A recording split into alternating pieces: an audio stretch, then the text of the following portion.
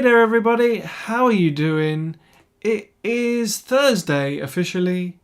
It is Thursday, I'm sure it is. My name is Dan Edge. I am joined, as always, by the tremendous Samantha Renk, who's that side for me. I always point in the wrong direction. This is Life Downloaded Live. How are you doing, lovely Samantha Renk? I look like an angel at the moment, don't I? Because I've got the sunlight beaming on my face, so I do apologise. But Oh, I know. I just wanted a bit of sun and warmth, so I brought my laptop into the living room. But now I'm like, wow, that is a bit bright. But do you know what? I'm so comfortable that I just thought, sod it, I don't care. So I do apologise if I am blinding you with my excellent brilliance. And it doesn't help that this table, I've got a marble table, and I think the light reflects off the white marble table. there you So go. yeah, I I'm doing think all right. I'm doing all right, Danny boy. good. I think the world is happy to be blinded by your brilliance. I am I on a regular know. basis, I so know. so I why know. shouldn't the rest of the world be? How are you? You we were talking about how tired we've both been, and you said you need to get some under eye gel because you are Indeed. exhausted. I'm on. This shows my age now. I'm on the anti-fatigue. You know, you see those adverts now for men for anti-fatigue eye gel. I am one of those men. Well, I've been one of those women for quite some time, and I have just come on my period today. And yes, I just mentioned my period, and I mentioned that because do you know what I love about you, Dan? And I was thinking about this as I was sat on the toilet when I came on my period. I was like, we're going to talk about this today. Sorry about that visual. But we don't talk about it enough, and you have always been so supportive. You are one of the few men that I know that allows women to express themselves and not go, oh, really? Or can we talk about that? But I was thinking about it. I've just come back to London. I don't even know how long I've been back in London. That's how stressful it's been. But I think sometimes your hormone cycle can really feed into your obviously emotional well-being, your mental well-being, your physical well-being. Not only, having menstrual cramps and all that, but I noticed my bone density definitely kind of goes a bit all over the place in and around my periods, and I think sometimes we need to talk more about that because it explains a lot. Like I hear a lot of women, kind of give themselves such a hard time, and then they were like, oh yeah, but then I came on my period, and that's why I behaved that way. But if we were to be a bit more open about it, I think we'd have less stigma, and perhaps we'd be able to manage our lives a little bit better. So yes, that's probably the medication talking as well. I've just popped some pills because I'm feeling the devil at work at the moment. But yeah, apart from that, I'm just bloody knackered. It's been really hard coming back to London. Not only not living in the house of the hotel of mum and being fed 3 times a day. So look at me, I'm wasting away. Oh no, look at me, I've like lost so much weight. I really haven't. But yeah, so that physically coming back and being like, all right, I've got to go and put my own, washing on and do everything myself. Um, but also, my PA is going to be leaving me in September, so that was a bit of a blow. And so my PA is my personal assistant, so I received money from the government via direct payments, which was a scheme set up to kind of give disabled people a bit more autonomy over their lives. So instead of you being very limited by some agency, so an agency would send someone out to you throughout the day, but it used to be quite binding. So, I used to hear of horror stories of young disabled people, being put to bed at 7 o'clock at night. So direct payments was very much set up for the individual to become the employer. I mean, employ in theory whoever the heck you want, as long as they don't live with you. So it couldn't be a parent that lived with you or a partner that lived with you, Mm-hmm. which is fantastic. And I've had this for about 15 years. I've had about 20 PAs. But yeah, it's always hard to let someone go, particularly when they're good, because there's so many not so good ones out there. So that kind of really knocked my confidence. And then I woke up and, I've got my issues in my teeth because my teeth are also affected as well as my bones. and I lost the enamel off my, like, it just fell off my front tooth. Oh no. So I was like, welcome home. So I found our good friend Nikki Johnson, photographer extraordinaire. Yes, Life Downloaded official photographer Nikki Johnson. Yeah, Life Downloaded official photographer put me in contact with his private dentist, and I went to go and see him. And there seems to be not a perfect solution, because with my condition, my teeth are just a bit of a mess. Mm-hmm. He has given me a few different options, so I'm going to go back and have some work done next Friday. So I feel a little bit like relief, but you know when you come back and you're like, oh, for God's sake, I just wanted to curl back into a ball, and yeah, be like, I hate being an adult. You say that 3 times. An adult, yeah. Not adultery. But not adultery, that's a completely different conversation. The cats have been really good, though. So I thought my 2 cats, Lola and Bruno, would really, really hate being back home in my relatively small flat. And I say relatively small in comparison to my mum and stepdad's home, which is very beautiful. It's quite, it's got lots of space. But they'd be really good. I think as long as they get fed, I think they don't really care. Yeah, cats are quite, I won't say they're one-track animals, having, spent more time with cats recently, because of my lovely lady and her menagerie. Just be careful what you said there. Your lovely lady and her cats. Indeed, her cats, yes. All 4 of them. All 4 of them, yeah, because that could have gone down scary territory there. I tell you. They both infuriate me, endear me, and somewhat annoy me, all in equal measure, depending on the day. Yes, that's what mine do. I love them 1 minute, and then the next minute I'm like, I could happily just throw you out the window. But I would never do that, because, I'm not horrible. But that, when you're just like, seriously? Like when you want to maybe leave a child. I mean, I'm not a parent. This is pretty wrong, and maybe I shouldn't have children after saying this. But like when kids are really, really annoying, and it's like, oh, I'm just gonna leave you there for 5 minutes. If they don't want to come home with you, they're like, I want to stay. It's like, okay, then bye, see you, and start to walk off. I sometimes want to do that with my cats. Fine, go on then, go out the front door. I think so happy for you.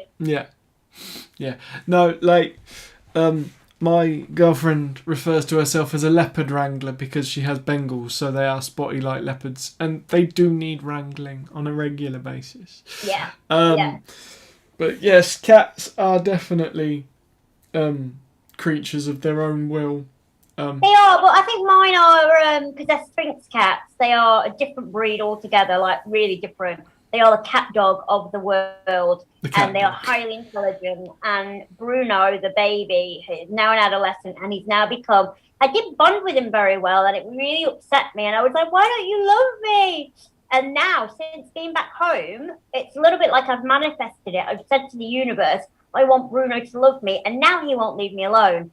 Now I'm like, oh, okay, be careful what you manifest, because it might happen, and then you might not even be able to sit on the toilet with a cat on your head. Be careful what you wish for.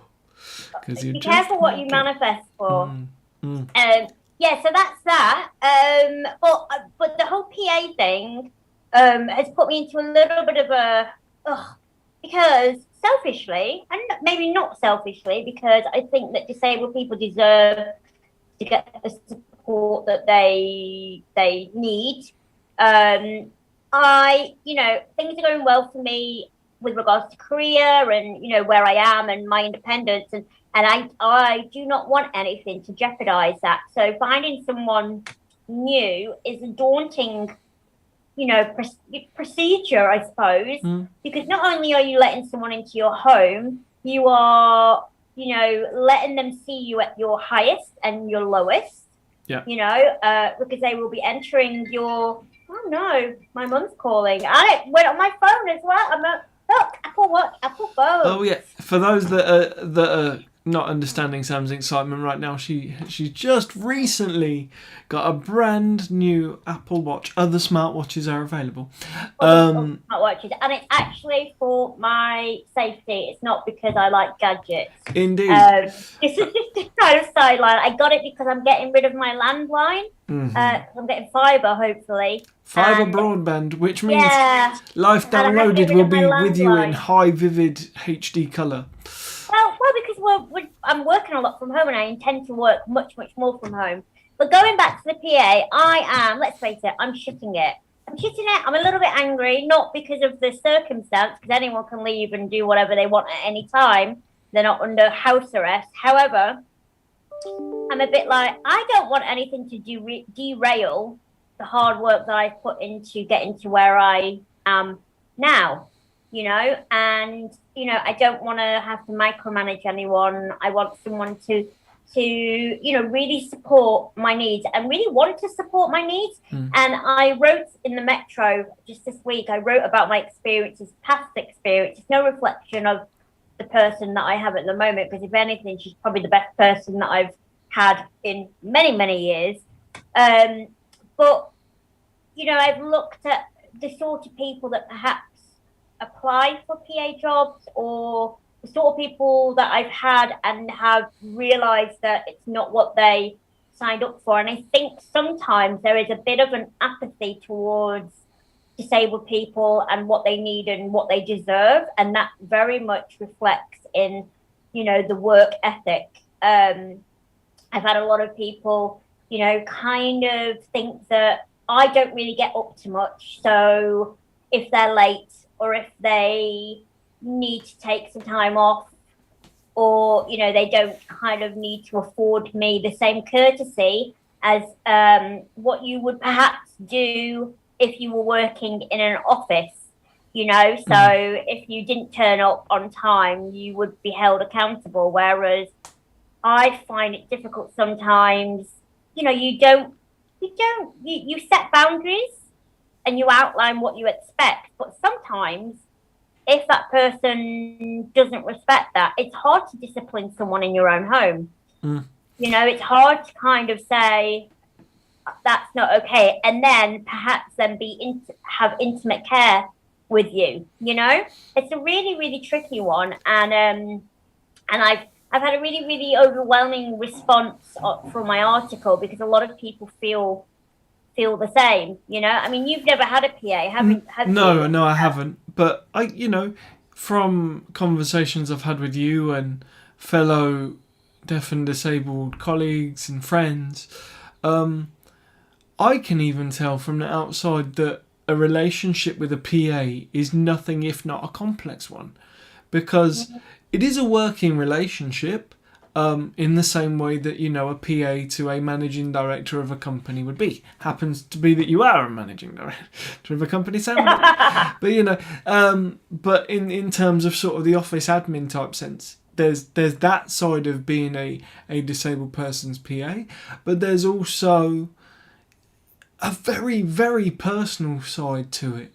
And you have to have an agreement, a level of trust, a level of understanding that is both personal and business at the same time. So it's really quite complex. And that's, for me as an outsider looking in, that as of yet hasn't had a PA. I may do at some point. But, because like you say, your PA deals with you in some of your most vulnerable positions. Be that, and this is not necessarily for you personally, Sam, but, for people that have PAs in generally, be that while you're in the bathroom, be that, while you're at work and trying to organise your calendar, be that transporting you somewhere, be that helping you cook meals, whatever it may be. There's some very personal, very vulnerable times, but it's also a business relationship. Yeah. So, and it's about you as a disabled person, or people as disabled people, and the both professional but at the same time extremely personal relationship with that PA, and being able to establish those boundaries and that level of trust, and that takes time. So I'm not Absolutely. surprised that you're looking at the thought of finding somebody new with some complete trepidation. Of course you are, because that means you've got to let somebody else into your life on a very personal level. So It is, and I also think there's a few like the basics of how disabled people are still viewed. Even that, introducing someone new, they may have their own stereotypical views of what a disabled person is or how they live their lives, and then all of a sudden they work with someone like me, and they're like, "Holy Mother of God, what? She's work on a Monday?" yeah, You know what I mean? working on Monday, Tuesday, Wednesday, Thursday, sometimes Friday, Oh, I Saturday, don't know. Sunday. I've been really good on that count, to be absolutely fair. I think I'm definitely like weaning off that, but so I think there's that, and having to educate someone, and that can be draining when all you want to do is just get on with your day. Having to educate someone that my needs are important. I gave an example of the fact that we still have to book 24 hours in advance on a train. Just if you need assistance, just is the epitome of how we see disabled and value disabled people's lives. And I think also from a businesswoman point of view, so I'm self-employed, I'm freelance. A lot of people when they work with me, because I only get 15 hours a day, so 15 hours a week, sorry, PA, which is, if you think about it, I don't have anyone on a weekend because I don't like anyone being around me on a weekend. No, And I kind of, I have friends. If I need anything, I've got friends. So, it works out, only like 3 hours a day. And I don't even do that. I only have 3 days a week. So I can have a good 5 hours, because really 3 hours isn't a lot. So I have quite a limited amount of time with these people. But you know what it's like being freelance. You might say to someone, right, our working hours are Mondays, Wednesdays, Fridays. But then on Wednesday, I might have 5 Zoom meetings. Yeah. And so that means I might want to change that Wednesday to a Tuesday. Because there's no point of PA being in the room if you're locked away in the other room. No. Like doing Zoom calls. No, there really isn't. It's about, and unfortunately, a lot of the time, the way these positions, these job positions are advertised, and I've heard some recently, and I've talked to other disabled people, and they've heard similar. It's advertised. First of all, the language they use. I heard, do you want to work with people who are vulnerable and less abled? Oh, I don't know why I'm doing an American accent, which is, really annoying. Yeah. And then it's like, and it fits around your childcare. Basically advertising for single mothers potentially. Really, really, the whole thing is like stereotypical nightmare. Advertising like it'll be fine because a disabled person will wait. The disabled person will wait because if you need to go pick up little Jimmy from the whatever, it's not your from the school. It's not your responsibility to get childcare cover because the disabled person will wait. And I think we need to. This is why I campaign about having proper, authentic representation of disabled people, because I ain't waiting for nobody. No, if you've exactly. no one to pick up little Jimmy, then that's not my problem. And it sounds really hard, but it isn't my problem. And I think we need to start, talking about how care doesn't just mean someone who simply exists. Yeah. And I think that's the problem. No disabled person, no elderly person should just be expected to exist.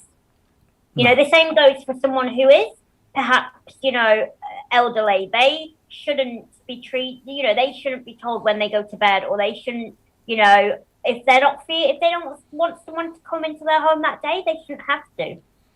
So I think the whole system needs to be, turned on its head. I think if I had more hours, I could potentially employ 2 different people, and that would give me a much better scope of if they couldn't do that day, I'd have someone else. You'd have 2 people to switch between, and it would give you more flexibility. Yeah, but who would want to work? Who could afford So if it was 15 hours, what's that? That's like 6 hours, 7 hours each. But then no one could live off that. No. So yeah, that's where I am right now, and it's safe to say it's a minefield. It's draining. It's scary, and I think disabled people deserve much better. Without question, I'm going to agree with you by default. Simply because I do agree with you, but it is a minefield. Because it's that thing of having somebody you can work close enough with, having somebody that can give you the flexibility you need, having enough hours, like you say, possibly to split it between 2 or 3 people to give you that flexibility, or at least enough financial support so that you could have 2 people on 7 hours. Exactly. And I think, sorry to put you off. No, it's fine. It's how we work. But it's about, is it a level of financial support, i.e. you getting more support so that you can employ those people on 7 hours on decent wages, and in turn, you may have not saying any detriment to your current PA or any PAs that are out there necessarily, because you may have an amazing PA, but you will have the pick and choice of people because you're paying really good money for 7 hours a week. Exactly. So as it stands, because it comes through the local authority, and I would just like to point out that it is a postcode lottery. So when I was in Lancashire, I got 21 hours. When I moved to London, I was in Hackney. They told me I couldn't apply for any. Now that I'm in Islington, I finally, after 9 years of being in London, I have 15.5 hours. Wow. So your hours are very much reflective of your local authority. And this is me actually battling, going to tribunals. This is not me just going, okay, whatever. No. So there's that. But on the whole, it is minimum wage. So because I'm in London, it's actually higher. It's the London living wage, which is, I think, £10.80. So in comparison with other parts of the UK, relatively higher, But at the same time, there's a London living wage for a reason, because living in London, rightly or wrongly, is crazy expensive. Exactly. And I think you've hit the nail on the head, like if we valued key workers and if we valued caregivers, but with a proper salary, then I would definitely have more pick of people instead of people that are doing it because it fits their lifestyle or it's stopgap.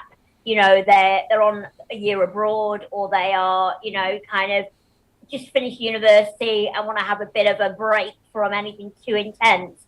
So I think that's true. But this leads me on to my next question, and it's the whole thing of I would happily pay for my own care to get to offer that, but to be successful and disabled, you need to have that support network in place first of all to get to a position. Where you can then pay for the appropriate assistance. So the catch-22 scenario. Yeah. You need support to be successful to be able to pay for support.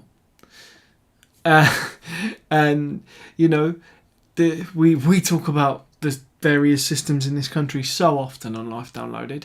Exactly, Sandra says it's the chicken and the egg scenario. It is exactly that, Sandra. Welcome, as always, to the episode of Life Downloaded. We love seeing you. Hello. And it is that chicken and egg scenario. And it is the case of, you need that support to be successful, and then you can pay for your own support. And I think, and it's not just within disability that this is a thing. It's about government. It's about society understanding that the best way to make money is to invest money and to invest in people. And I've argued this for years, outside of everything, sort of disability impairment wise and support wise. If we invest properly here in the UK in the NHS, which I think the majority of people would like to do, no matter what your political leanings. But if we invest properly in the NHS, we are in turn going to have a healthier, more productive nation. because people are going to get the support they need to be healthy, to be productive, to then work more, to then generate more money. But I think so many people, and I understand why to an extent, so many people look at investment in things as pound and pence figures on a spreadsheet rather than, but if we invest here, we can generate here and generate here. They're like, oh, we can't afford this right now. And I think maybe someone's at my door.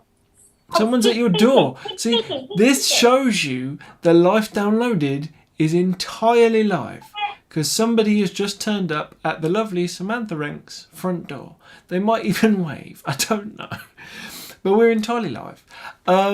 So yeah, this is the thing. It's about investment in people and valuing people rather than valuing figures on a spreadsheet.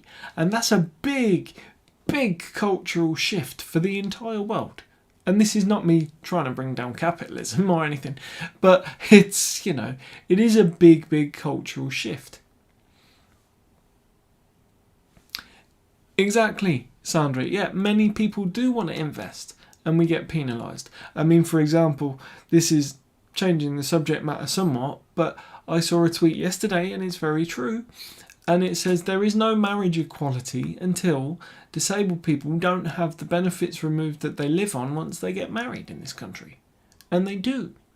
If you get married and you're claiming ESA and you get married to somebody and that person has a good job and earns decent money, it gets removed.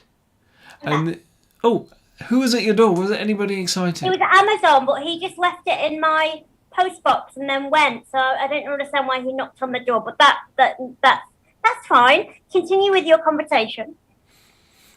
Continue with my conversation. Exactly, Sandra. It is direct taxation of disabled people being married. What you've missed is see, hello. See, Sam's come back in and she's like, "How have we got onto this? How long was I gone?"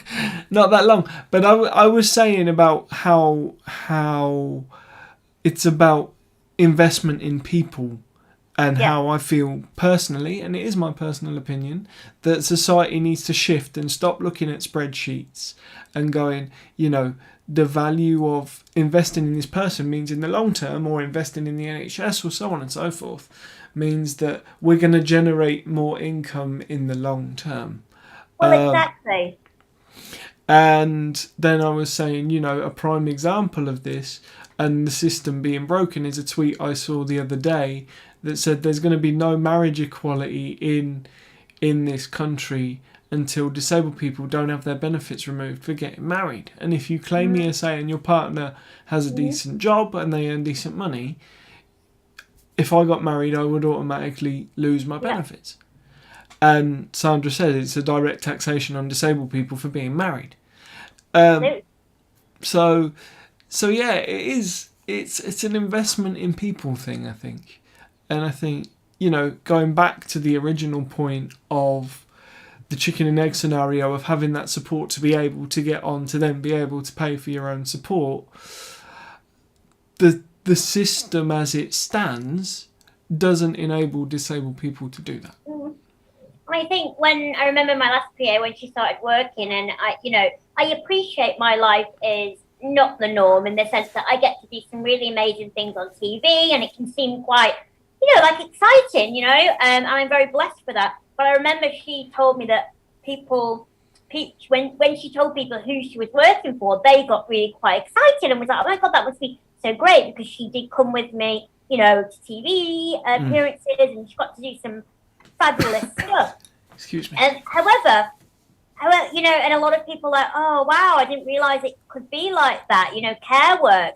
And again, I know I'm in a very weird situation, but I think that just reinforced the ideology that care work is something that's not exciting, but disabled people's lives, you are there to also help lives be more exciting as well. You are enabling them to go out and meet friends and do this, and you can be part of that. It's just ideology that disabled people wouldn't want to go and get drunk, or wouldn't want to go to a festival, or wouldn't want to go to the cinema once a week. Oh yeah. And I know What? That's an amazing job. If I was non-disabled, I think it would be an amazing job. Like one of my other ones, PAs, she was in her early to mid-20s, and we used to like go out and party a little bit. It's like, how many jobs can you say that you can actually, oh, what did you do today? Oh, we went to a restaurant and just chilled and watched people go by. So I appreciate that it might not be the highest paid job, but even low paid blue collar work, I suppose it is. I don't think you could say that it can be as exciting as being a PA. I would much rather be a PA than work in McDonald's. No offense to anyone that works in McDonald's, but you get what I'm saying. You know what I mean? Like, of course, there might be some more challenging points of being a PA. I'm sure it's not nice if I fracture and seeing me in pain, or even like destigmatizing the personal care to it. The personal side of it. But there is so many amazing moments of being with someone and working as a PA. I think we just need to rebrand, repackage. We need to definitely see disabled people in a whole different light. I think this is a book, and can I just say, I have actually, this is why it took me longer, I have actually sprayed it with disinfectant spray. Oh, there you go.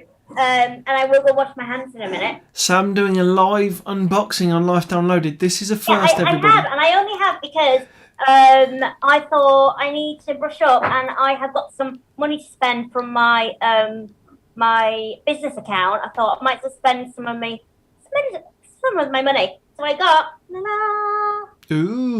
Disabling Barriers, Enabling Environment. A couple of disability study books. So this is Disabling Barriers, Enabling Environments. Only because I've been doing a lot more consultancy work, and it is great to get different perspectives. And I studied sociology at university, and I didn't continue with it. I only did it in the first year because I continued with languages. And I'm like, always one of my regrets that I didn't, because I really, really love anything sociological.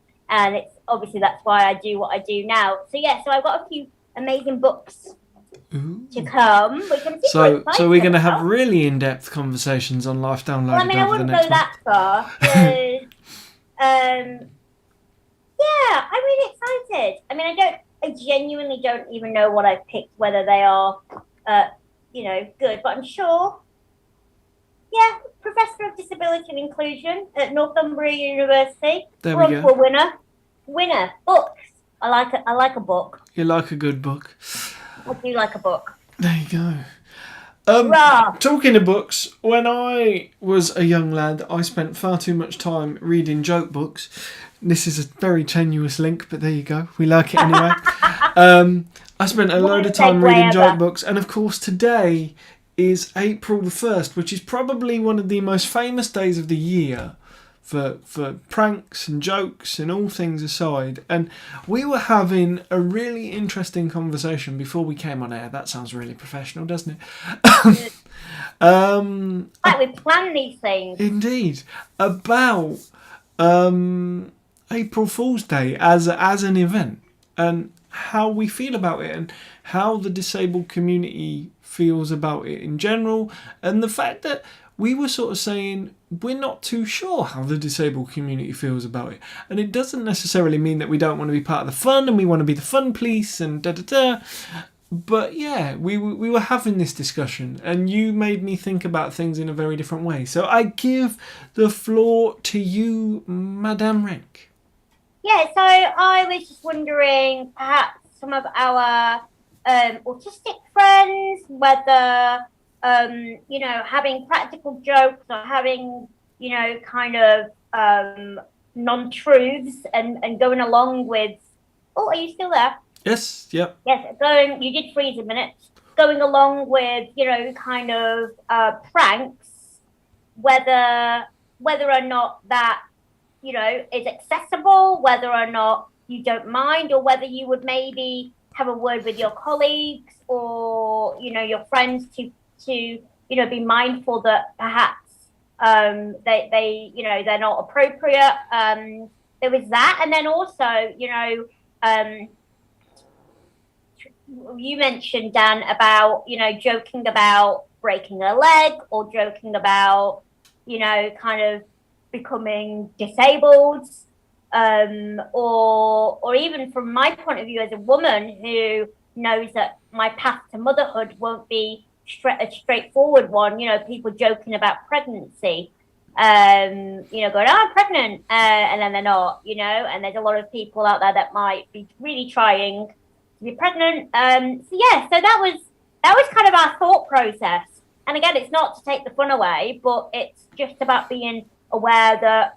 So for me, I've got brittle bones, and I wouldn't want anyone to on Halloween. I don't want anyone to jump out of a closet or scare me because I could fracture. So I don't really like Halloween. I don't go into haunted houses because I could literally break from having a shock. Yeah, and I think it's definitely something to think about.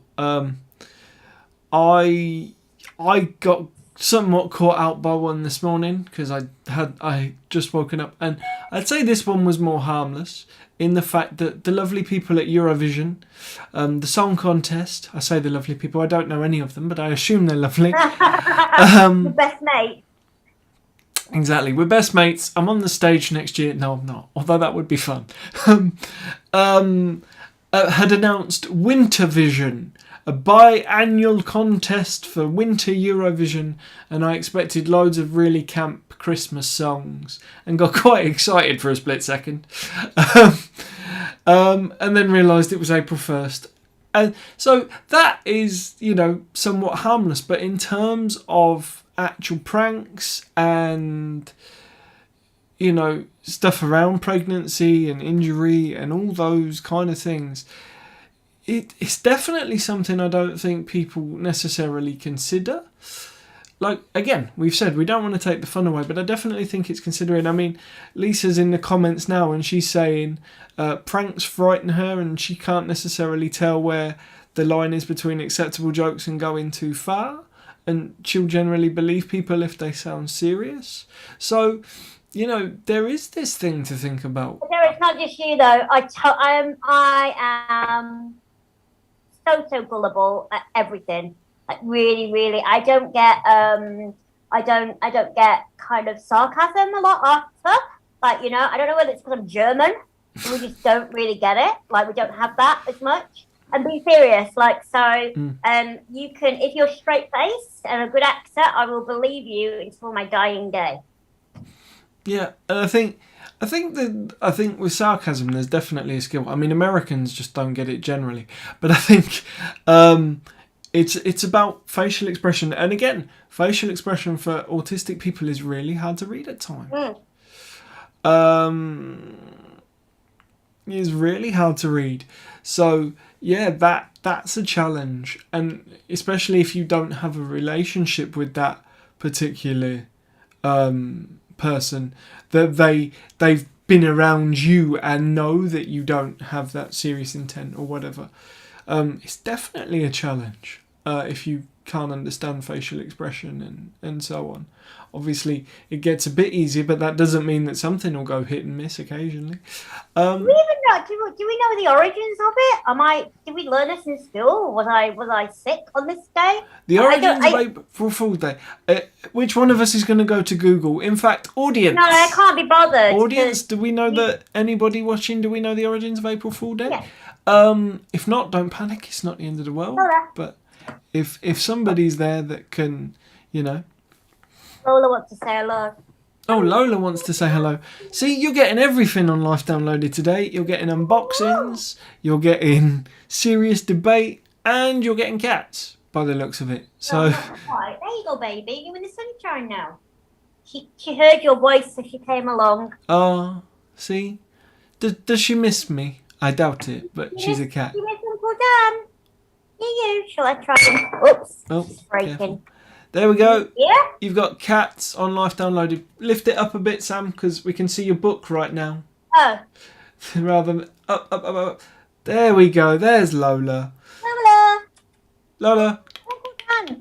No, she's ignoring me. Sunbathing. She's probably angry with me, like all cats get when I haven't seen them for a little while. They're just like, no, you haven't been round. Right, I'll We give don't her care some anymore. speech in a minute. She'll shut up.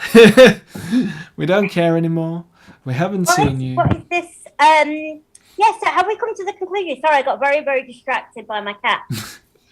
I don't know if we've come to a conclusion, but I definitely feel that, you know, I've thought about April Fool's Day very differently this year than from the conversation we've had than I have. Is that years because of before. me?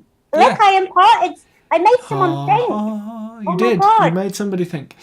So yeah, no, it's definitely one to think about, and I think you know it's one that people probably aren't aware of, and how it can be challenging for people. So yeah, it's definitely opened my eyes today, and you know, hopefully people listening back to this might sort of go, actually, yeah. You know, yes. we aim to educate and entertain. This is what Life Downloaded is all about, bringing the realness, Indeed. making people think. Bringing the realness, books, cats, laughter, joy. Jam-packed today. I really need a wee. Are we at that part of the day? I genuinely do need a wee, but I didn't realise how warm it is, and I've got these like winter trousers on, and I'm like, I probably won't even be able to get them down now because they're like congealed to my body because of the sweat and the heat and the everything. It's just not a good day, is it, Dan? But but you know, it is a good day, Sam, because I've spent the last 40 odd minutes chatting to you. That always brightens my day. And I I feel like we should sing the song like the end of Barney episodes. Do you remember Barney the purple dinosaur? I love you. I'm never funny, but you're older than me, and I didn't watch that, so I'm a little bit concerned that you know that film. I didn't watch it. I just know it existed. I'm not going to sing that. I'm going to go wee. I'm going to go wash my hands. Indeed, wash your hands. I'm going to wash my hands and wash my wheel rims. That's a real thing.